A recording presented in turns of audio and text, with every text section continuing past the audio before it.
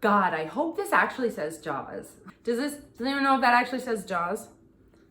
It'd be really fucking unfortunate if it says something else.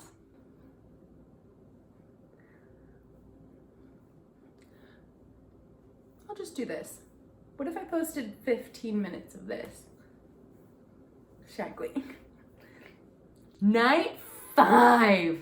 Holy crap, I'm tired. First show of the night, Air Jaws 2020! Yay! I can't believe I've been watching Air Jaws this long. It's been on for a really long time. I am a dedicated viewer. Air Jaws 2020 is sort of a revisiting of all of the Air Jaws specials that have been on forever. And in case you don't know, they're always about the sharks that breach, the great whites that are usually around South Africa. They get up their big fucking bodies down to the water to grab seals. Cameras have come a long way in a very short amount of time. I think Mike Rowe is the voiceover, but when it came time to check in the credits, I forgot to do it. So now we'll never know. Googling would break my fingers. How would you know when I'm being a creep if I didn't have fingers? All your favorite Air Jaws moments are here. The whale feeding frenzy. The seal sled. Great whites in the surf in 6-foot water. Paddleboarding. Colossus is really big. The birth of Dickie. The wasp. Night sharks. Dead sharks. Orcas hunting sharks. Shark relocation. We've got it all here at Air Jaws 2020. So since this is kind of like highlights, I'll just give you guys my highlights. The original voiceover guy from the whale feeding frenzy episode saying, whale. This is a high point for me. Whales. Ah, whales. Ah, standard American. Aren't we all lucky that we learned to say whale in theater school so that we could go on to do YouTube videos with standard American accents? Whale! Aw, Chris Mellis had never been on a paddleboard, and he told you if you watch closely, he's paddling the paddle the wrong way. And he was. Aww. Dickie apparently found a flyer that was like, have you seen this shark? And he was like, yeah. And then just like was like, by the way, I also built this shark to try to attract it. And it's like a sexy shark, and I'll ride it. And he looks like he's like 15. What a person. Knowing this makes me rethink flyering on cars.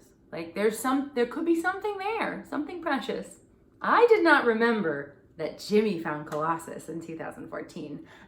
So somebody is gonna be downloading some old Shark Week. I'm not turned on, you know? Then we got into stuff that I recapped so recently that it seems silly to recap it, which is when the sharks were getting their livers bitten out by orcas, and then when they found them again near like cliffs, like 200 something miles away, as in like a new population. I already recapped those things. So if you want to know about it, you have to go watch my other videos. So there. Support the arts. Is this the arts?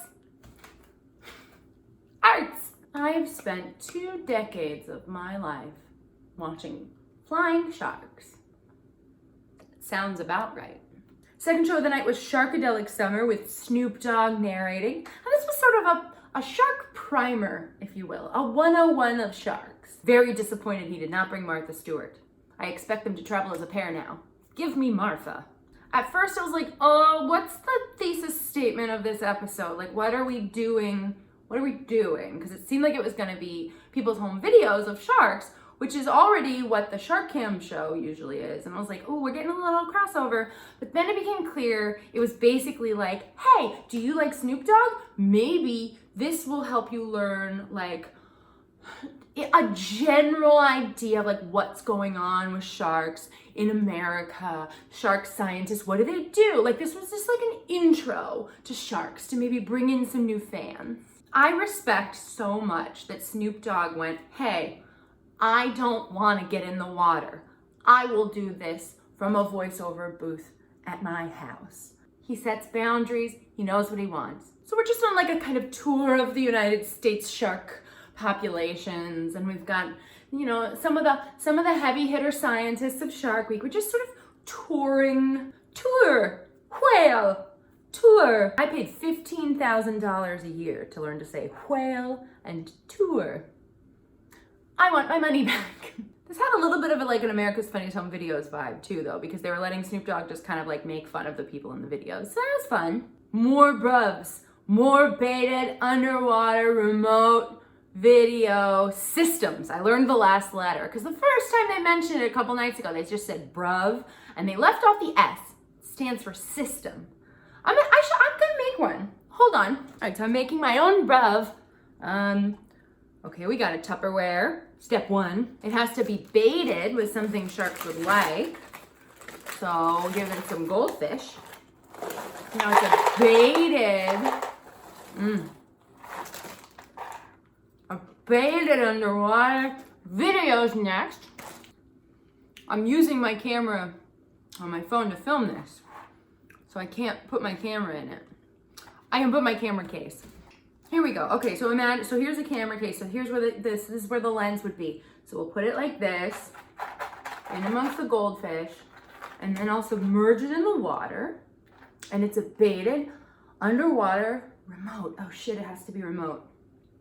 I'll tie a string to it and push it out. A baited underwater remote video system.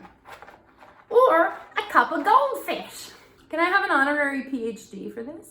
They also kind of talked about like the like cultural impact of sharks in America and that we like love them and how you can like follow some of them on Twitter, which I already do.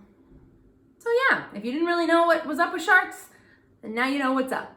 Hooray! Third was Mako Nation! And the Mako Nation is New Zealand, the best country on earth. Mako's so mysterious. We don't know that much about them. They live in big, open, unprotected waters, and they're very fast, and we just don't bother because it's kind of our deal, man. Humans just don't bother. This episode is all Andy Casagrande and Riley Elliott, and they're in New Zealand, and they're gonna study Makos in upsettingly deep water. I wanna go back to New Zealand. I went like 6 years ago? Ugh, it's just better there. They have a whole town that doesn't have any stop signs or anything, because they just are like, yeah, we'll handle it. We'll be nice. Makos are drawn to waters that are teeming with life, like me at a party when I find a snack table. Teeming with guac. Wow, remember parties, guys? Wild.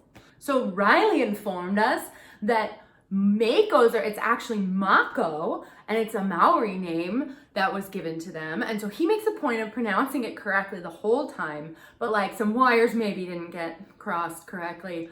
The voiceover guy does not bother. He says Mako. So they're just like mostly loose in the water in this episode. They're not doing a lot of cages. They're loose, which is stressful, and these sharks are very fast and very pointy. I didn't know that like predators evolve to become more like their prey so that they can catch them. And very cool. So they have a lot of like swordfishy and tuna elements to their body shapes, and it's cool. Isn't that cool? Can you imagine what my life would be like if I'd gone to a real school? I love learning. So they built a decoy of a swordfish, which is like so much bigger than any decoys we're used to seeing on Shark Week. The Makos, or Makos, you're welcome, Riley, love swordfish, they eat them. And they immediately fucking rip that thing to shreds. They take its whole tail off, and then they like drop the tail and they come back for the rest of it. This is very different behavior than when you're towing seals for great whites. They don't usually come back to finish off the rubber seal. This is a genuine question. I'm now speaking only to Riley Elliott. There's a point where you said, like, oh, here we were celebrating, and they went beep for like the whole rest of the sentence. What the hell did you say that was so bad that they had to take out the whole sentence? I have to know. So they test the Makos on a bite meter to get the pressure of their bites. And it's like insanely strong. So basically in terms of like newtons and the actual like strength of the bite, it goes crocodiles, Makos, and then all other animals. I looked up the newtons of a dachshund bite, and it's, you know, it's okay. They're doing okay. They have to be able to pull badgers out of holes. That's what they're bred for. They're little tube dogs that you stick in a hole and then they bite on and they pull a badger out. You can shoot it. What have we done to nature? So of course they learn this terrifying fact and they're like, let's get in the water. Let's put a fin cam on. And so that's what they did. Andy built a custom fin cam that'll like pop off after 3 hours. And then they have to go find it because that's how that works. This was a goofy part of the episode because for all the technology in the world, they're out there with like holding an antenna, like an 80s TV roof to antenna and like a box being like, I hear it. No, I hear it. And they're just passing it back and forth, trying to find the signal. Luckily, the silly antenna worked and they found the fin cam. It's a very Richard Dreyfuss-y setup. To be like, very Richard Dreyfuss. So they're going out near the fucking continental shelf in water that can get, it's like 6,000 feet deep.